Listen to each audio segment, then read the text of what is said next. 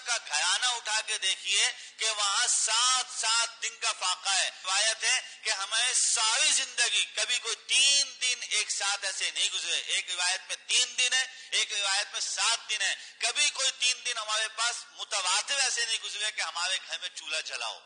3 دن لگاتار ایسے نہیں ہوا. یہاں کیا حال ہے ہمارا؟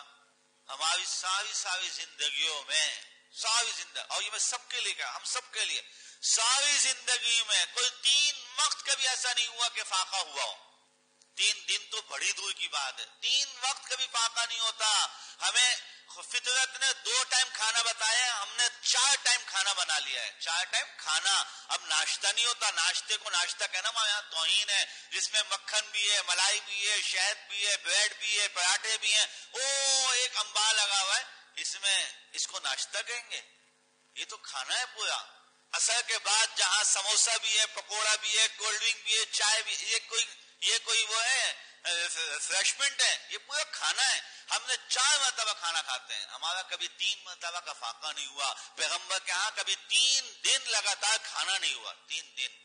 میرے محترم دوستو اور بزرگوں, ہمیں ہر ایک کو اپنے آپ میں سوچنا پڑے گا ہم کس جگہ کھڑے ہیں.